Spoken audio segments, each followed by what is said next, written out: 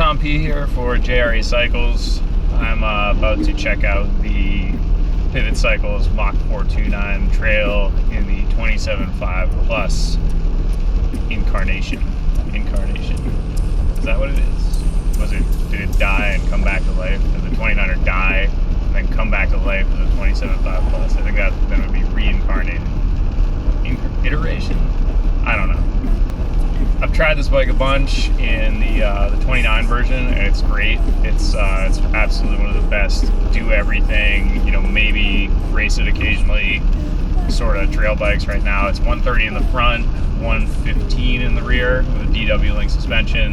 Head angle is 68-ish. Don't quote me, maybe 67.5. And I think it's 67.5. But whatever it is, it's awesome. And I'm gonna go out. It's a little bit wet right now, and I'm gonna go out on some homemade slippery trails with lots of green rocks and wet roots and techie situations, and see how the thing does. All right, so first thing I'm gonna do is make sure the pressure is nice and low here. What are we at?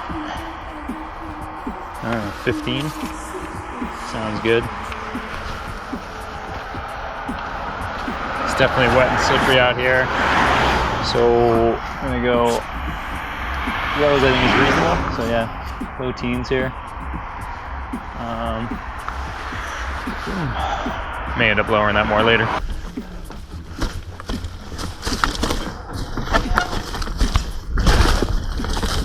One thing I will say about the 27.5 plus in general is that it changes your perception of what's possible, particularly going up over green rocks and stuff like that, because you really can do more. It's no joke. Pretty much up until I rode this thing last night, I was in the school of thought that said that these bikes are fun, but not something I'd ride every day, and definitely not something I thought was faster or as fast as a smaller 27.5 or a 29er. But I think I've changed my tune.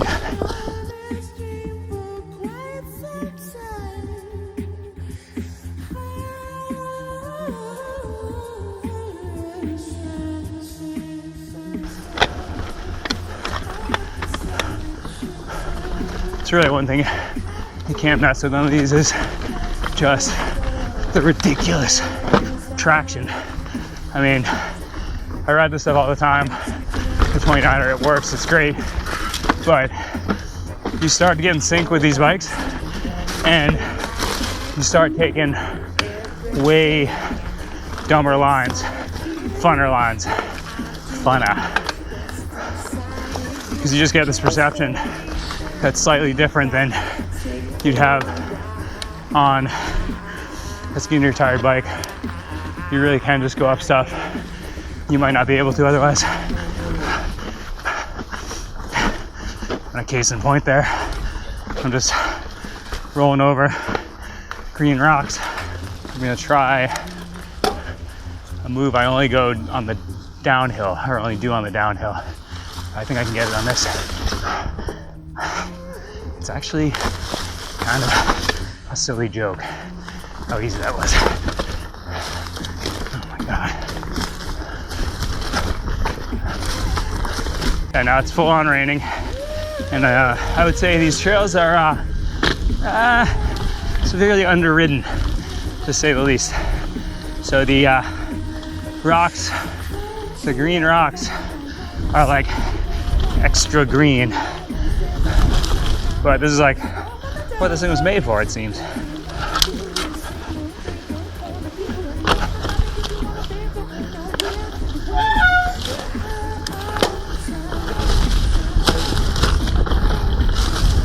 It's got a green slippery roll down.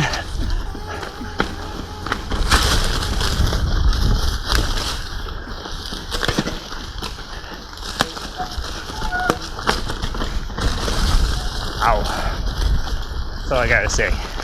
That's my review of this bike. Wow.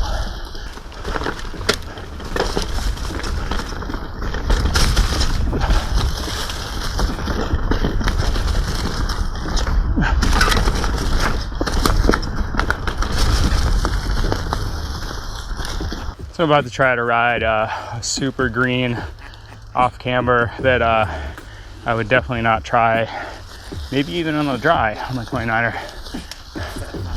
See what happens. Oh boy, wow.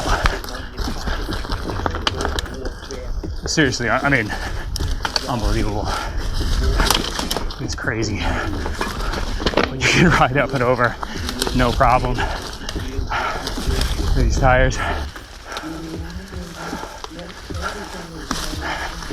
Ay, ay, ay. That's another line I'd never take, and I don't think I could take on my 29er. Wow.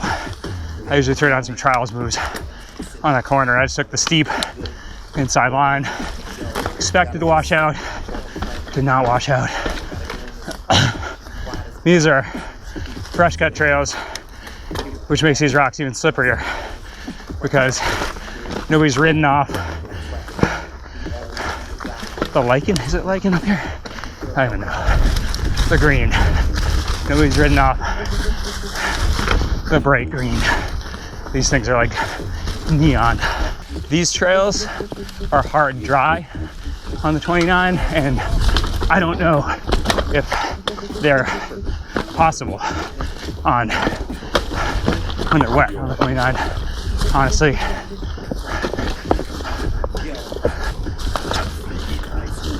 Oh. So one crazy thing is I started this ride with pressure in the low teens, and I'm riding over pointy rocks and square rocks. Yes, that was the first ascent on that, and lots of green off camber rocks. Oh my god. And I haven't bottomed my tire to my rim yet, and I can't believe I made that move. Honestly, I think that was not me, that was the bike. I did not expect to hook up over that pile of loose green rocks. Wow. I'm kind of sold. I was on the fence about being able to commit to a 27.5 plus bike for all-around use, and I think I could do it for sure.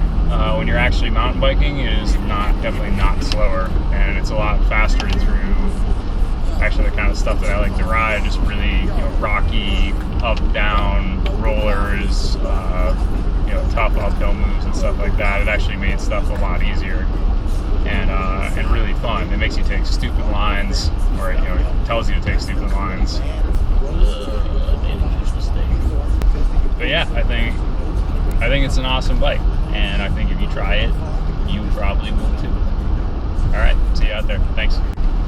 And yeah, I'm wearing a helmet while I drive because it's Boston, and I feel it's warranted.